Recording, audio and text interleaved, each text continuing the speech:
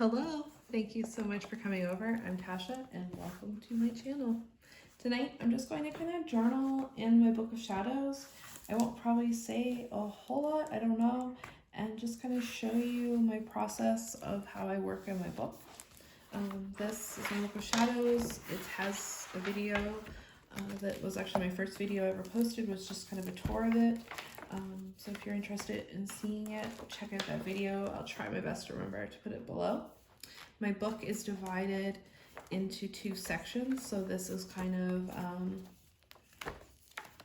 just the lighter side, I guess, of my spirituality. It's lighter, I say, but you know what I mean.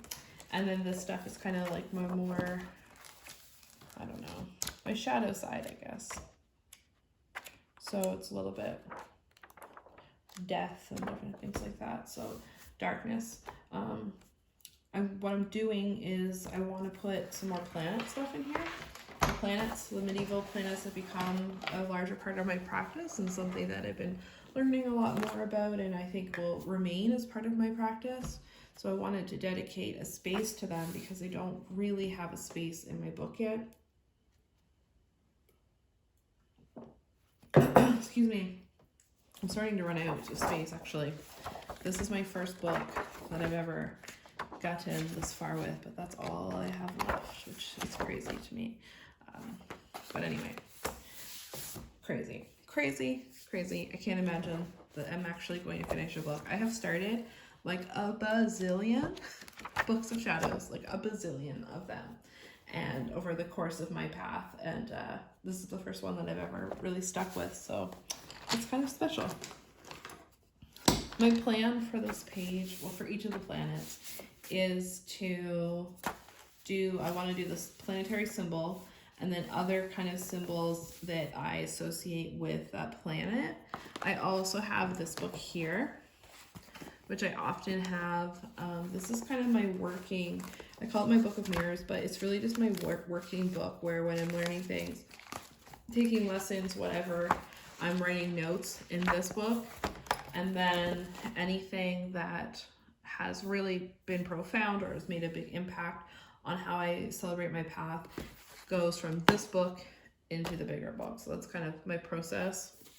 And I have several of these little notebooks kicking around. So I have some information on Saturn in here, in each of the planets. Tonight I'm going to do Saturn for this video is what I'm going to work on. And I plan to kind of take some of that information and write it over top of those symbols and pictures. So I'm going to do the pictures kind of light and then do everything else over top of it in a dark, like black kind of thing. So yeah, we'll see. If I'm with my book, doesn't matter how much I try to plan something, it'll be something completely different than what I had intended for it. Originally, for example, I don't really know if you can see it, but behind here there was like a man. I had drawn like a human figure of him, and honestly, I'm just not good at drawing people. I can't get faces right.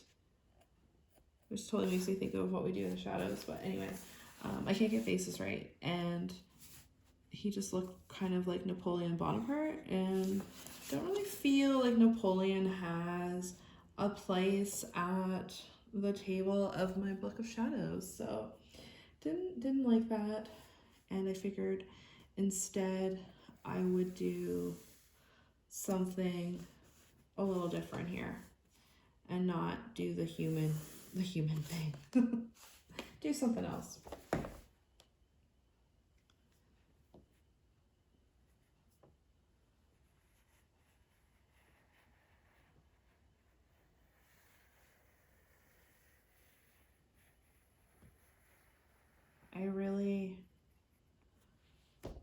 I love being able to take some time out to just work on this book. Like, my life has been a roller coaster, and that's okay. There's just been a lot of changes, and I desperately just need some time to just do something for my soul. And working on this book is definitely where I feel like I can just express my soul, express me. And we're lucky as witches to have that, you know. Not everybody has that. I'm just looking up a scythe because that's my next piece I want to draw. Saturn Saturn ate his children, and he's often, well, he is the planet of death. So the scythe or the Grim Reaper or anything like that's kind of a really good representation of him. So I definitely want to have a scythe in here. I've loved the image of the Grim Reaper since I was like a little kid. Like I can remember being a little kid and like seeing pictures of the Grim Reaper and not like being afraid of that and being like, oh, like is that guy gonna come get me? Is skeleton guy gonna come? Like I'm down with that. Like that's fine. I still kind of feel that way. Don't want to get too crazy here. Just something kind of okay. So yeah, a lot of changes, a lot going on. Just kind of rambling, but that's kind of what you get. That's kind of what you end up with when I'm just kind of working in here. I hope you don't mind. It's nice to just kind of chat in the silence of my home. The puppy's sleeping. If you don't know, I have a 4-month-old Boston Terrier. His name's Dublin. He is wonderful, but he's 4 months old, so he's a little wild. He's a little wild. So he's sleeping right now. I've tried to film a video yesterday, and every time I went to go try to do anything, he would just go crazy. Like he knows when you're not paying attention to him, and he just immediately does everything he can to make sure that you're giving him his attention. But he's a puppy, and that's what puppies do, and he's so freaking cute. But he's fast asleep, just living his best little life. I don't like that. So, you know, you mess something up, Who cares? It's your book. Who's gonna look at it, honestly? Unless you're like putting it out there. And if you do put it out there, I can tell you this, because I was terrified to put my book out there. And I've had nothing but pleasant interactions with people about my book. And so I guess my point is that if you're afraid of being judged or someone not liking what's in your book, like ultimately think about it, like, is your book gonna be on display somewhere or up to be judged? Like, don't be so hard on yourself. You're creating something, you're making something, you're putting your spirituality into like book form, however you want to create that, whether that's something that's written, whether you're doing art in your book, whatever. You're creating something, and not many people can say that they've done that they have a record of their path or their spirituality. So that in and of itself is worth the effort. You don't have to make it perfect. Like just do it. Don't leave that book empty. Just kind of rambling on. Just think of me as your like old stoner aunt, just kind of working away in her book.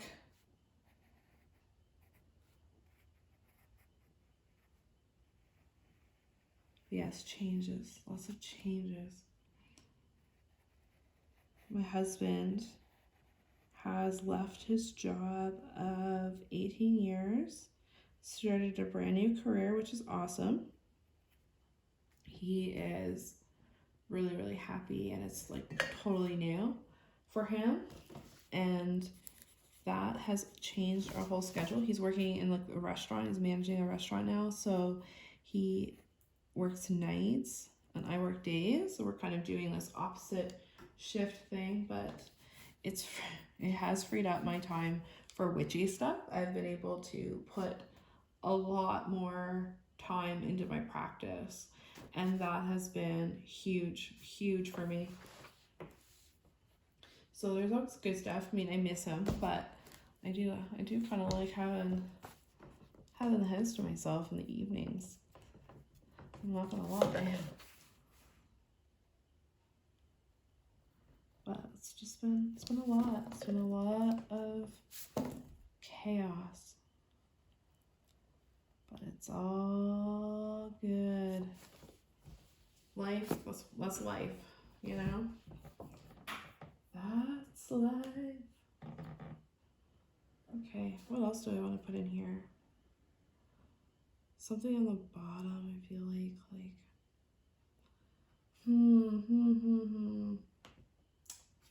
What do we want to do? Ooh, we should do the sigil of Saturn down there. That's what we want to do. That's what we want to do.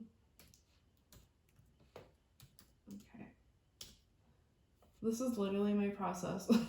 Like, even if I wasn't filming this right now, like, I would just be like singing my little songs. Like, I'm literally Linda Belcher. There we go. Doing a little sigil of Saturn. You didn't know you were gonna get sung to tonight, did you? Just never know what you're gonna get over here. I have some exciting news, some very exciting news. Wonderful Palm Tree Bewitchery and the wonderful Oracle of Glitter have invited me to be on their May Wine and Witchcraft show. So that's huge. I'm super excited. We are talking about connecting with deity, and I am freaking pumped. I am pumped. I can't believe they asked me to join them, and I can't wait to just chat and talk. Tasha, Jesus Christ, that's the same thing. Chat and hang out and drink wine and just talk about connection with deity. So I think it's going to be a really fun night. So it's going to be May 10th at 9 Eastern. It's going to be awesome. Oh, what am I doing? So some exciting stuff is happening. I went out in the garden today, got a bunch of stuff planted. What am I doing here? Oh my Lord. Sigils have always been something that I have struggled with drawing my whole freaking life. I swear it. Why are you so hard? Why are angles so hard? Why? But again, as long as I feel like it's good, that's really all that I care about. I don't think Saturn's up there like pissed at me that I don't have an angle exactly right here. So I'm not too worried about it. Though I do see what I did wrong, I think. Or am I just making it worse? Who knows? Who knows? Who knows?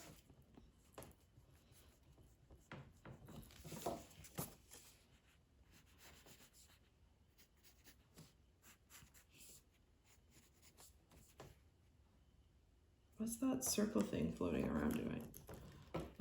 Okay, here we go. Starting to make sense again. There we go. Okay, Tasha. Okay.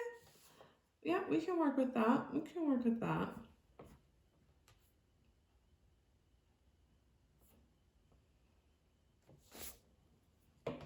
Now,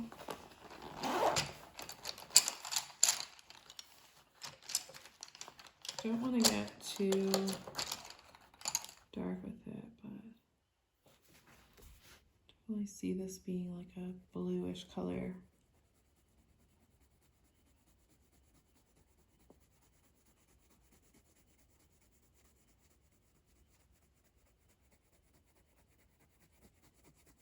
this is kind of one thing that I've made consistent is how I do the art in the book. It's all kind of just very, we'll say, rustic. Like they say on the cooking channel when there's something that's not quite pretty, but also not horrible. So it's rustic. But that's the kind of one thing that's consistent throughout the book. There's no real rhyme or reason. That really, really held me back initially when I was starting my books of shadows, was wanting to have an order. Like I would make these like glossaries, and I would make these table of contents, and like be like, hey, I'm gonna put this here and that there, and this is gonna be the herb section, and this is gonna be this, and it just stressed me out. Like it would just stress me out for some reason. Like I felt this pressure that because I put titles on things, I had to complete them and basically like write a whole book. Like it just, so when I let go of that and just said like, no, I'm gonna do it whatever I feel, put things where I feel like. If it's doesn't make any sense, it doesn't really matter. Again, it's for me. So if I gotta leaf through this book that I've made, I don't really think that's a bad thing. So try not to get too hung up. Just know that that's something I struggled with a lot. And there's not a lot of people that talk about the process of creating a book of shadows. Like it's like it's a whole journey in and of itself. And a lot of it's just letting go of expectations of perfection. Your little imperfections are what make your book perfect. What make you perfect. So it makes you magical. So it makes you you. I mean, me. It'd be boring if we all had these like pristine books like we see in movies and television shows. Like make whatever is your soul's book. It doesn't have to look a certain way. It should look how you want it to.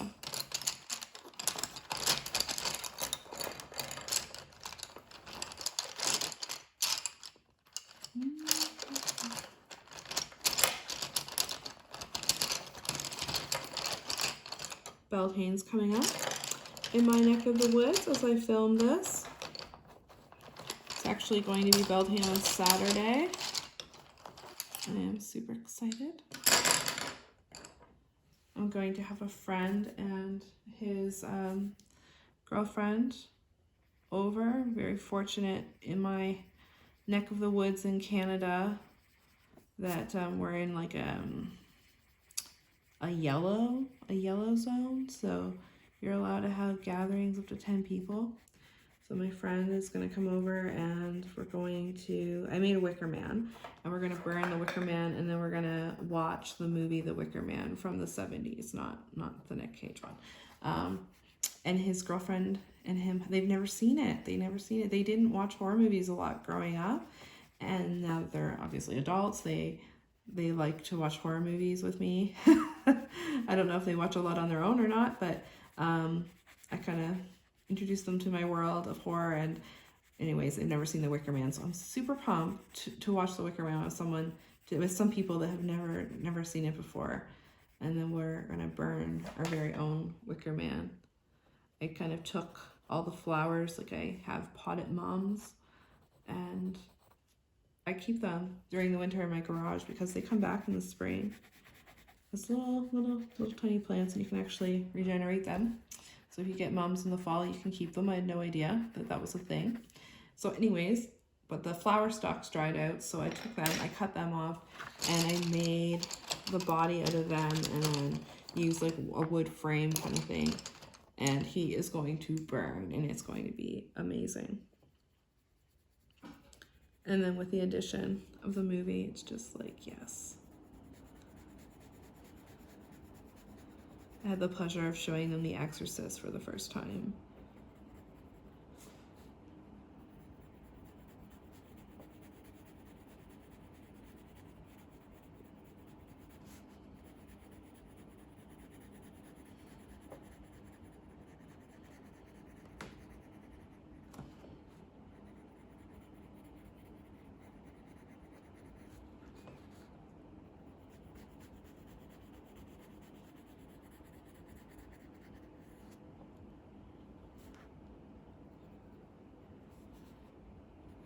I've been on this like satanic horror movie kick where I've been watching like Rosemary's Baby, The Omen, and obviously The Exorcist, and just like random shit. Like,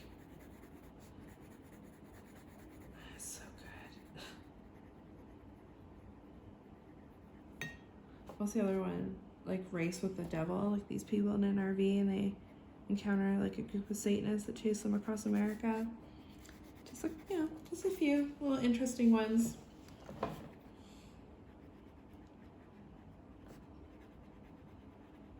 can't wait to be able to go see horror movies again in the theater with like a big crowd of people. Horror movies are the best in the theater.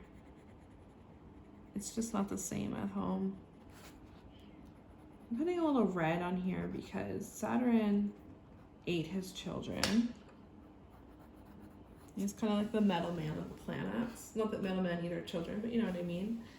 And so I thought a little blood would be satisfying. A little blood. Sigil. I forgot all about saying that I wasn't going to do these super dark, but I think I'll still be able to write over them for the most part.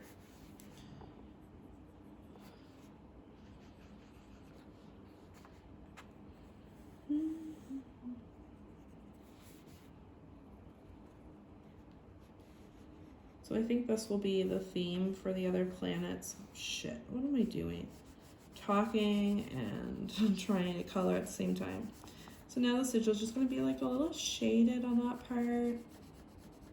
No big deal, no big deal. I'm going to probably do 3 things for each one, same way.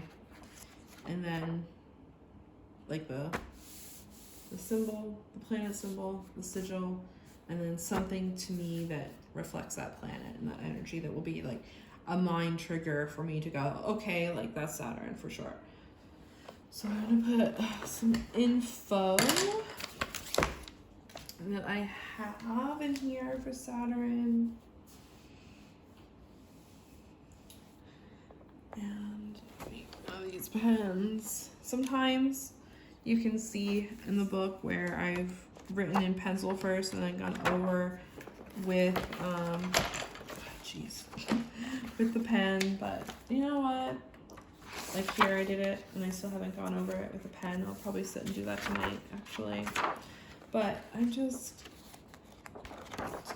living dangerously tonight, you know.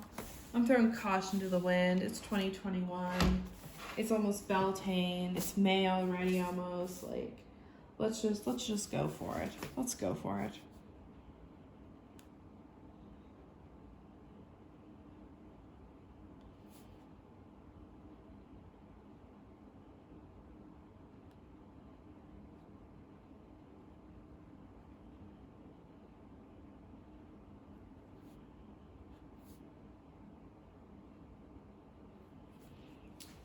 Okay. I like what I did there.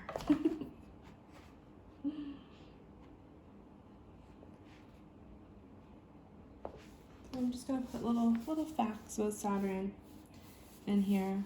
So if I'm ever looking into working with Saturn energy, I can come here and just look it up.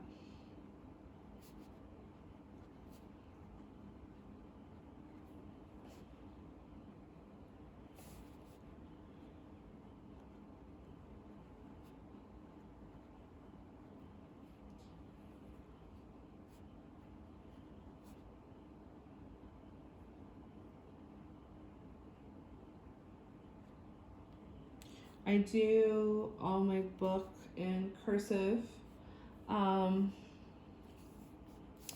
because I figure that eventually no one will be able to read cursive and it'll be a secret language anyway, so that works.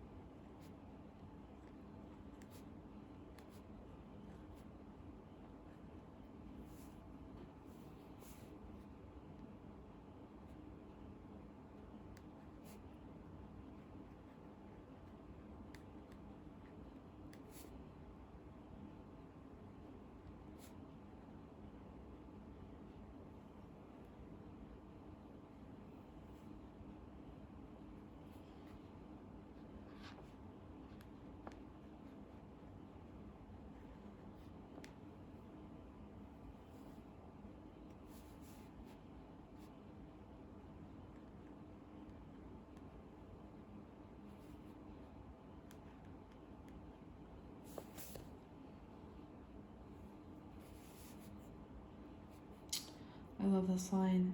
Causer of evil.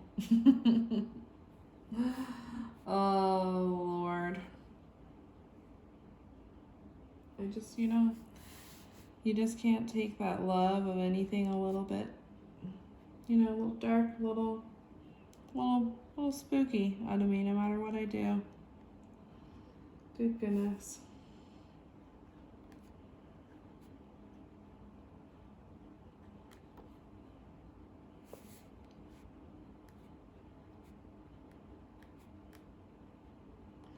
And I'm just gonna write right over the picture.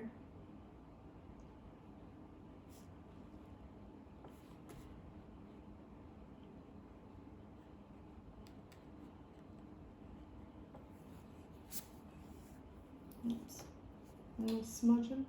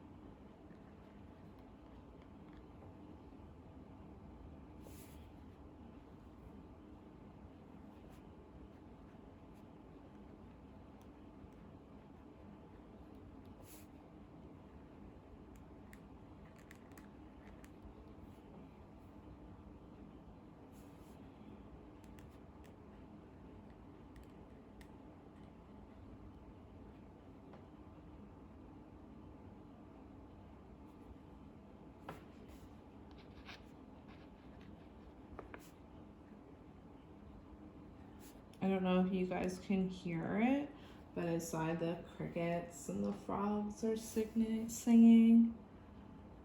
Oh, I love them so much. Something I love about this time of year is the sound of nighttime.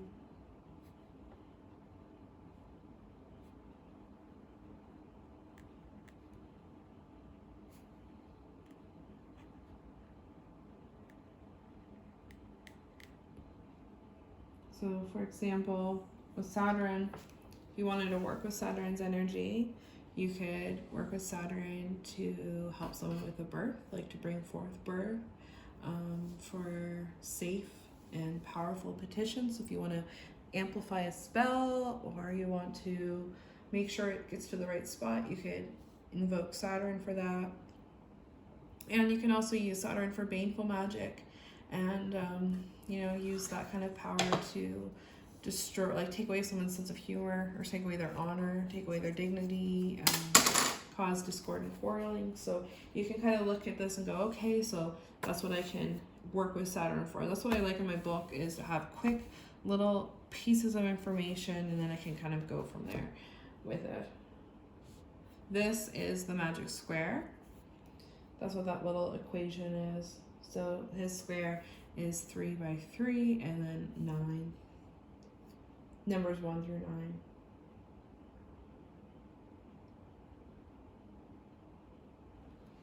Which I think is fun. I like leaving little things like that instead of doing up like the full magic square and everything. Just like little hints of it, and that to me is a way of like, if someone ever did find my book, there's little things that only not only I know, obviously, like if you know what that is, but the regular Joe per se maybe wouldn't know, and I just like the idea of that.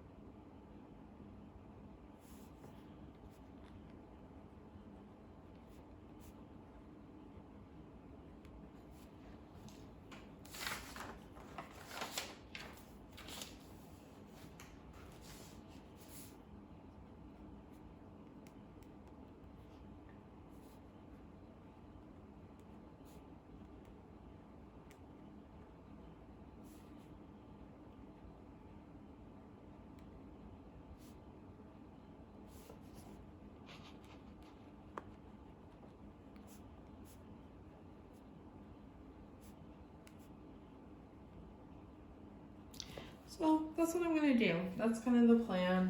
I have lots of room, which is something that I really, really like to do, is leave space for more information to kind of add more later on, because as I continue to go, there's gonna be a lot more to add to this.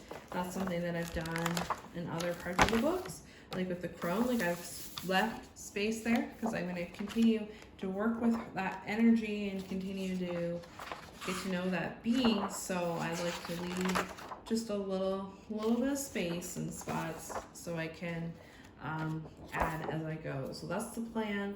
I won't keep you for all the rest of the planets, but thank you for hanging out with me and just kind of letting me talk about random stuff. And if you've made it to the end of this video, like, may the goddess bless you. But thank you so much for hanging out and spending some time. I hope that maybe I've inspired you or given you some food for thought for your own Book of Shadows, and best of luck with it. If you ever have questions about making a Book of Shadows or aren't sure what you want to do with it, always reach out. I am happy to always talk magic books. So thank you for watching and have an amazing night, and happy Beltane.